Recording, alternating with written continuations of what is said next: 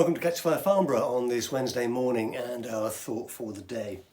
Now yesterday I read to you some verses from the book of Revelation, and I want to bring you a thought from those same verses. Revelation chapter 1, beginning at verse 9, it says this: I, John, your brother and companion in the suffering and kingdom and patient endurance that are ours in Jesus, was on the island of Patmos because of the word of God and the testimony of Jesus. On the Lord's day, I was in the Spirit, and I heard behind me a loud voice like a trumpet, which said, write on a scroll what you see and send it to the 7 churches, to Ephesus, Smyrna, Pergamum, Thyatira, Sardis, Philadelphia and Laodicea. I turned around to see the voice that was speaking to me, and when I turned, I saw 7 golden lampstands, and among the lampstands was someone like a son of man, dressed in a robe, reaching down to his feet, and with a golden sash around his chest. His head and hair were white like wool, as white as snow. His eyes were like blazing fire, his feet like bronze glowing in a furnace, and his voice was like the sound of rushing waters. In his right hand he held 7 stars, and out of his mouth came a sharp, double-edged sword. His face was like the sun in all of its brilliance, and when I saw him I fell at his feet as though dead. Now, yesterday I was just sharing a few thoughts with you from those verses, but today I want to just draw attention to a couple of other things. Firstly, verse 10. On the Lord's day I was in the Spirit. John uses this phrase, I was in the Spirit, as though this was just an ordinary, everyday experience for him. I was captivated, I was caught up in the Spirit, I was in the heavenly realms. Well, you know, for those of us who are Spirit-filled Christians, who seek the face of the Lord, that should be an ordinary, everyday experience.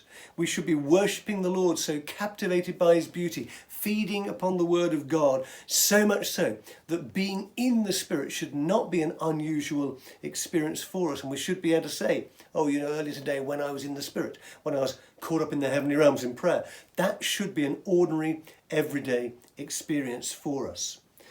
I want to turn your attention though to verse 12 today. I turned round to see the voice that was speaking to me.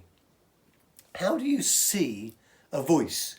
You hear a voice, and we might read that phrase to mean to see the person that was speaking to me, but it's very clear from the Greek. It doesn't say I turned to see who was speaking to me. It says I turned to see the voice. I turned to see the words. I turned to see them.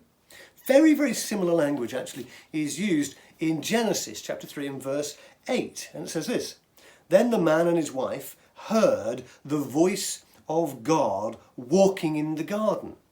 They heard the voice walking. How does a voice walk?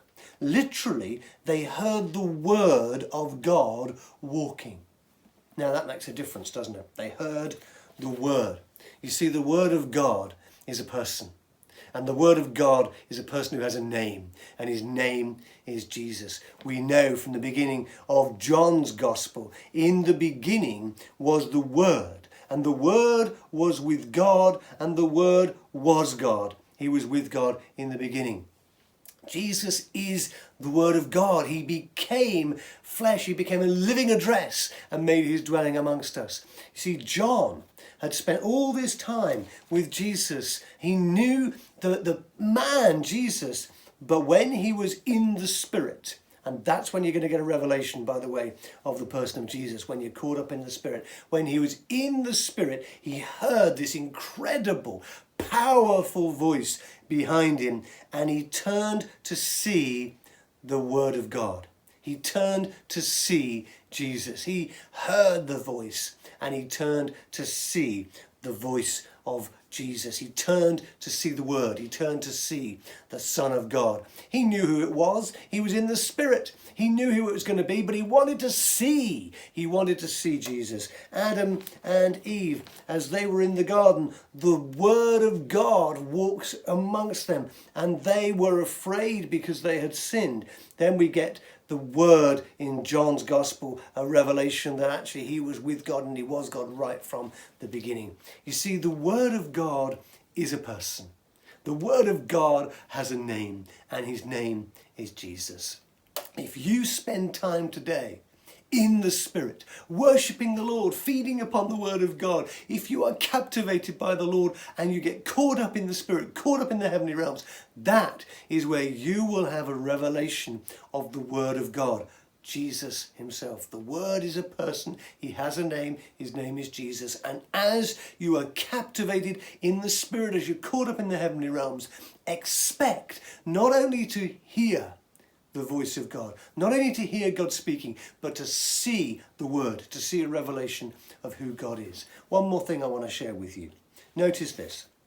In Revelation, John is captivated by Jesus. His attention is upon Jesus. He doesn't put all of his attention on the revelation about end times and tribulation and all this other stuff that's going to go on. He shares the revelation, but his focus is upon Jesus. We are living in days where there's all manner of revelation. We are in last days, but our focus must always be not on those revelations. Let's not get obsessed by those. Yes, let's learn to read the seasons and the times, but just like John, our focus must first and foremost remain upon Jesus, the Word of God, the author, the perfecter of our faith. He is the one to put your attention upon. He is the one to focus upon in this season. And today, fix your focus heavenwards. Fix your eyes upon the Word of God. The Word has a name, and his name is Jesus. Have a great day today.